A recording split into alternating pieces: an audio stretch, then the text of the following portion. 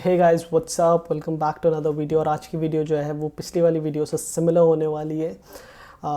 Same financial facts, but हम आज एक पर्टिकुलर टॉपिक के बारे में बात करेंगे जिसे हम बोलते हैं प्रॉफिट मार्जिन या फिर ब्रेक इवन प्राइसिंग।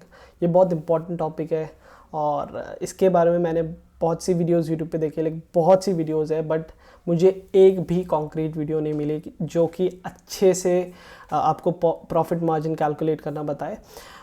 क्यों, कैसे, वो आगे आपको पता चल जाएगा। आप अगर नए नहीं हैं, आपने ड्रॉप शिपिंग वगैरह के बारे में रिसर्च किया है, तो आपको बहुत सारी वीडियोस मिले भी होगी। Profit margin, break even point, break even ROAS, ठीक है, ये सब टर्म्स है, सिमिलर टर्म्स है, लेकिन मैं बताऊँगा आगे।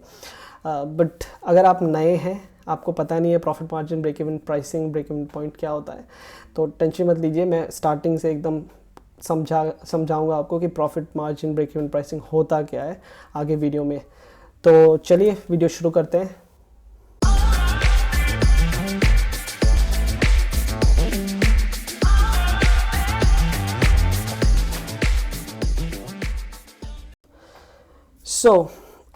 जैसा कि आपको दिख रहा होगा, ये जो है ये बेसिकली मैंने YouTube पे देखा, लेकिन मोस्ट ऑफ द यूट्यूबर्स यही बताते हैं कि प्रॉफिट मार्जिन होता क्या है, break even pricing, profit margin कैसे कैलकुलेट करते हैं।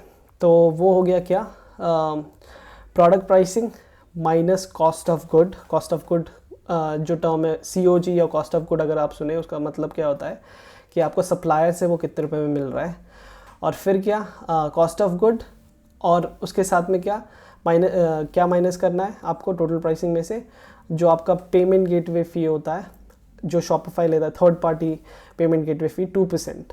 सिर्फ पेमेंट गेटवे फ़ी नहीं होता, शॉपिफाई भी एक परसेंटेज आपका प्राइसिंग में से काटता है। आगे आपको पता चलेगा, टेंशन मत लीजिए। एग्जांपल भी है नीचे, मैं जब बताऊंगा तो आपको पता चल जाएगा।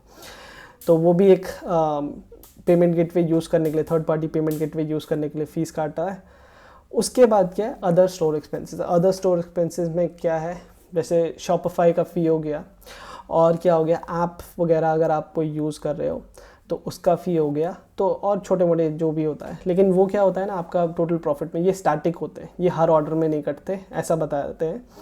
और ये सच है, हर ऑर्डर में नहीं कटते। एक मंथली होता है, फ़ी होता है $29 समथिंग का, लाइक 29.99 ऐसे करके, बट वो क्रेडिट कार्ड में थोड़ा एक्स्ट्रा होकर कटता है, एक्सचेंज रेट वगैरह मिला के। और ये जो ऐप फ़ी है वही सेम, आप क्या यूज़ कर रहे हैं, लुक्स यूज़ कर रहे हैं, मल्टीपिक्सल यूज़ कर रहे हैं, ट्रैकिफाई यूज़ कर रहे हैं, करेंसी कन्वर्टर यूज़ कर रहे हैं, उसके हिसाब से आपको कटता है। लेकिन ये मंथली बेसिस पे आता है, इसलिए मैंने बाहर रखा है, बट बेस हर ऑर्डर में ये कटता है। तो जो यूट्यूबर्स बताते हैं वो क्या होता है, मैं अभी बताता हूँ एग्जांपल देख के। जैसे आप कुछ भी सेल कर रहे हो, let's say web cam cell कर रहे हो, एंड वेब कैम पे $50 का आपने प्राइसिंग किया है अपने स्टोर पे, और आपको आपके सप्लायर से कितने में मिल रहा है, आपको अपने सप्लायर्स से मिल रहा है वो टोटल $10 में, ठीक है।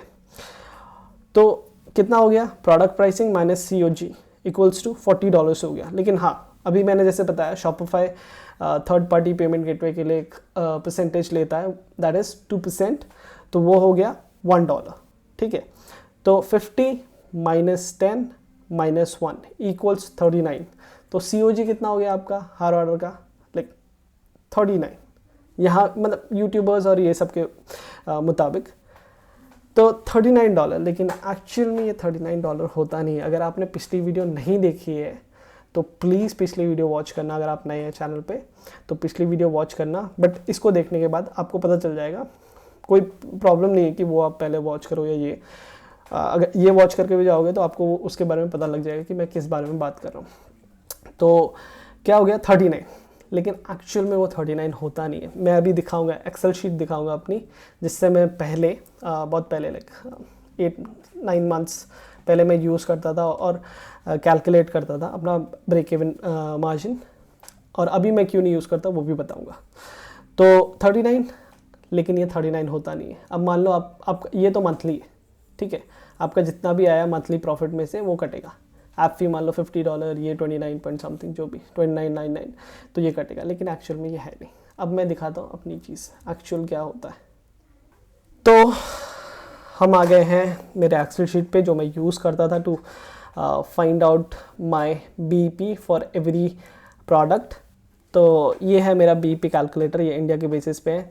हर कंट्री का अलग अलग होगा। क्यों अलग अलग होगा मेरे को नहीं पता था कि मेरे सब्सक्राइबर में से पाकिस्तानी और बांग्लादेशी भी है तो इतना मैं डिस्क्लेमर दे दे रहा हूँ कि ये वाला जो है मैं बेस सिर्फ आपको बताऊंगा कि क्या क्या होता है, उसके बाद आपको खुद बनाना पड़ेगा अपना। अगर आप मतलब इंडियन हो तो मैं ये दे सकता हूँ, आप मेरे को पिंग कीजिए, मैं आपको सेंड कर दूंगा, मेरे को कोई प्रॉब्लम नहीं है। लेकिन आप बाहर के हो तो प्रॉब्लम है, आपको टैक्सेस वगैरह पता करने पड़ेंगे। जैसे मेरे को आज उमेर एक है हमारे सब्सक्राइबर, उनसे पता चला कि फेसबुक पे टैक्स नहीं लगता पाकिस्तान में। तो यस हमारा लगता है, लेकिन इंडिया का अलग ही सीन है, छोड़ो। लेकिन उनका पेपाल का भी कुछ इशू है, वो हमारा नहीं है। तो ठीक है, जैसे हो गया 4494 का मैंने स्टोर पे प्राइसिंग रखा है उस प्रोडक्ट का, $15 COG कॉस्ट ऑफ गुड जो मैंने अभी बताया। तो ये होना कितना चाहिए था, लेट्स चेक।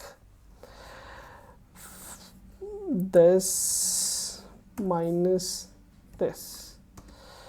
2994 मेरा हो गया ब्रेक इवन मार्जिन, अगर बोला जाए। ठीक है, हम 2994 नहीं, टैक्सेशन वगैरह मान लो, करेंसी एक्सचेंज रेट आप सोच रहे होगे तो उसके हिसाब से हम ले लेते हैं 29।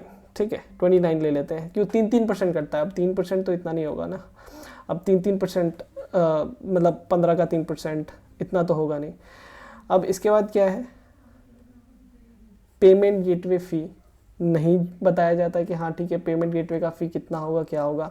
क्योंकि अब मान लो क्या हो गया कि आपका, मैंने ऐसी वीडियोस देखी है जिसमें कुछ वीडियोस में बताया है कि हाँ पेमेंट गेटवे फीस भी कुछ होता है कुछ वीडियोस में अगर आप बिगिनर हो, लाइक आपको कुछ पता ही नहीं, आप पहली बार देख रहे हो ब्रेक इवन प्राइसिंग, तो उसमें वो भी नहीं बताता कि payment gateway fee, because randomly कोई भी वीडियो निकाल रहा है आजकल, मेरे को समझ में नहीं आ रहा है। तो पेमेंट गेटवे फ़ी, और पेमेंट गेटवे फ़ी कंट्री वाइज होता है, तो वो आप, इसीलिए मैं कह रहा हूँ कि मेरा ये जो है सबके लिए काम नहीं करेगा। ये इंडियन सेटअप वाले जो इंडियंस हैं उन्हीं के लिए, मतलब इंडियन सेटअप से जो ड्रॉप शिपिंग करना चाहता है या ई कॉमर्स करना चाहता है। अगर यूएस सेटअप से तो आपका ये कट जाता है सीधा सीधा, फेसबुक ऐड का जो कॉस्ट है, सॉरी GST है वो कट जाता है, फिर गेटवे फ़ी लो हो जाता है। ठीक है, और आप पेमेंट शॉपिफाई पेमेंट यूज़ करते हैं तो ये भी लो हो जाता है। ठीक है, तो ये जो है इंडियन के लिए, अभी मैं बताता हूँ ये जो 29 है वो कितना हो जाता है एक्चुअल में। वो 29 जो है वो 20 हो जाता है। ठीक है, ये कैलकुलेट करने के बाद, ये सारे कैलकुलेशंस के बाद मैंने फॉर्मूलाज डाल रखे हैं। 7% जैसे मैंने बोला था, मैं रेजर पे, पेपाल वगैरह में 7% ले देता हूँ। फिर हमारा जो फेसबुक ऐड हो गया, फेसबुक ऐड का 18% किसका ना, नेट प्रॉफिट का, प्रॉफिट मार्जिन का। ये हो गया बिना फेसबुक ऐड GST, मैं यहीं पे काट लेता हूँ। GST जो होता है ना हर ऑर्डर पे, तो हर ये पे तो कटना ही है, तो मैं यहीं पे काट लेता हूँ। तो नेट प्रॉफिट में से यहीं से काट लिया, तो ये कितना। अब क्या क्या चीज़ें होती है, अभी ब्रेक डाउन करते हैं क्या क्या कटना होता है। पहला कॉस्ट ऑफ गुड, दूसरा पेमेंट गेटवे फ़ी, तीसरा शॉपिफाई का जो फ़ी होता है 2%।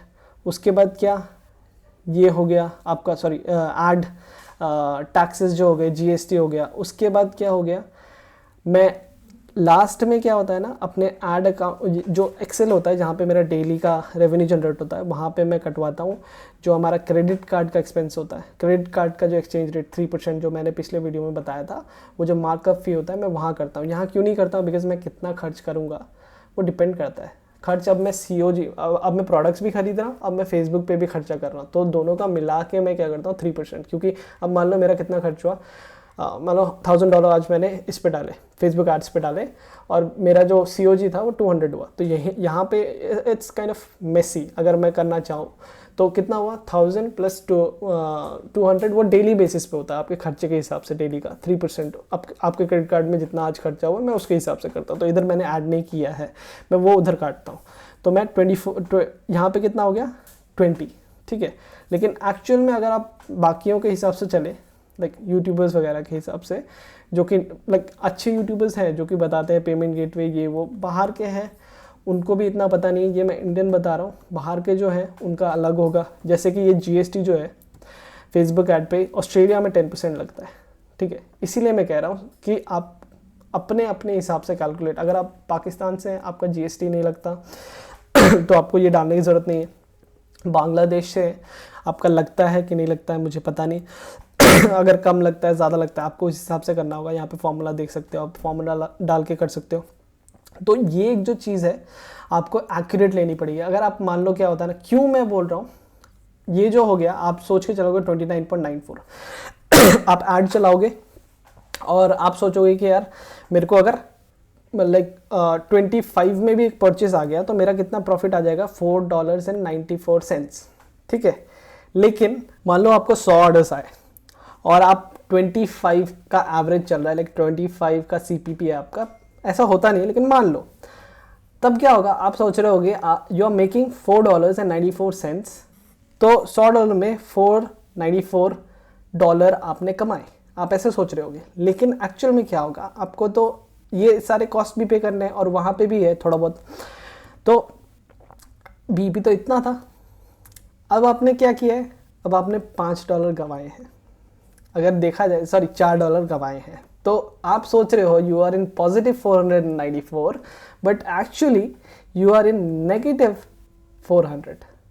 समझ में आ रहा है, $410 अप्रॉक्सीमेटली आएगा। तो ठीक है, तो ये जो है बहुत इंपॉर्टेंट चीज़ है जो आपको ध्यान में रखनी पड़ेगी। Know your numbers guys from the start, before the launch, know your numbers. अगर आप अपने नंबर्स नहीं जानते हो तो आप नहीं बना पाओगे, आप समझ ही नहीं पाओगे कहाँ जा रहा है, कितना जा रहा है। बहुत ऐसे लोग हैं, मैंने देखा है, मेरा स्टोरी भी मैंने डिस्क्रिप्शन में डाली है और मैं बता भी देता हूँ कि मेरा स्टूडेंट ही खुद उसने बोला कि he was from, I guess, I don't remember, Australia, Australia भूल गया कैसे, ऑस्ट्रेलिया और एक यूथोपिया से भी था। सो ऑस्ट्रेलिया वाला जो है उसने बोला कि मैं कमा रहा हूँ, कितने कमा रहा हूँ, आफ्टर 3 days मैंने कमाए हैं $50 आई गेस उसने बोला था, और $50 बोला था। उसके बाद हुआ क्या, जब हमने एनालाइज किया तो he was negative 19 point something $। तो आपके साथ ऐसा ना हो, ठीक है। ये सारी चीज़ें बहुत इंपॉर्टेंट हो जाती है। तो ये जो अच्छा होगा कि आप अपना एक कैलकुलेटर बना ले। आपको बस कुछ नहीं, मेरे को कुछ नहीं करना होता, यहाँ पे 2 चीज़ें डालनी पड़ती है, ये और एक एक्सचेंज रेट डाल देता हूँ। बेसिकली मेरा पहले क्या था, इंडियन रुपी ऐड अकाउंट था, जैसे मैंने अपने सेकंड वीडियो में दिखाया भी है। तो ये हो गया मेरा in Indian break even margin, क्योंकि मैं खर्च कर रहा था इसमें इंडियन रुपीज़ में, तो मेरे को पता भी तो होना चाहिए ना। तो 71 एवरेज चल रहा था, लाइक उस टाइम पे 73, 71, 77 तक जा रहा था। बट मैं चेंज करता रहता था डेली का, ऐसे चेंज कर कुछ नहीं है, बस टाइप करो, ख़त्म, अपने आप चेंज हो जाएगा। तो आपको थोड़ा एक्सेल सीखना पड़ेगा। अब मैं यहाँ बैठ के एक्सेल तो सिखाऊंगा नहीं तो थोड़ा ट्यूटोरियल्स है, वीडियोस है, आपको देखना है, देख लीजिए, एक्सेल सीखिए थोड़ा सा, और आप अपना खुद का कैलकुलेटर बनाइए जो कि आपके हिसाब से होगा। और ये मेरा तो ये कहना है कि आपका जो जितना भी बीईपी होगा उससे $1 या $2 कम ही लीजिएगा। मैं 18, 17 ऐसे ही लीजिएगा। 18 बेस्ट है, ठीक है, बेस्ट है। 19 लो तो ओके, 18 बेस्ट। क्यों मैं बोल रहा हूँ, क्योंकि सेफ साइड में रहना ज़्यादा ज़रूरी होता है। आप कभी भी कुछ भी हो सकता है, एक्सचेंज रेट वगैरह का प्रॉब्लम हो सकता है, कुछ भी हो सकता है। तो $1, $2 नीचे ही ले तो बेटर रहता है। और ये क्या होता है ना कि आप जब ऐड कॉस्ट आपका लगेगा तो उस टाइम पे आपको इतना दिमागी टेंशन नहीं होगा, अरे कितना जा रहा है, क्या जा रहा है। डायरेक्टली आप किल और रन कर सकते हो ऐड को। तो break even margin, break even pricing बहुत इंपॉर्टेंट होता है। कैलकुलेट करना आप सीख जाइए। अगर नहीं आता तो बिल्कुल कैंपेन लॉन्च मत कीजिए। अगर नहीं पता है, रियलिटी में अगर नहीं आता है कैलकुलेट करना और नहीं पता है, पहले डेटा कलेक्ट कीजिए, बनाइए, उसके बाद जानिए उस प्रोडक्ट का ब्रेक इवन प्राइसिंग, उसके बाद लॉन्च कीजिए, वरना मत कीजिए। इट्स एन एडवाइस, क्योंकि अभी मैंने बता ही दिया है कि लोग कैसे फंस जाते हैं। ठीक है, तो आज की वीडियो के लिए इतना ही। सो अगर आपको वीडियो अच्छी लगी हो तो please like and share the video with the person who need this knowledge, and see you in the next video.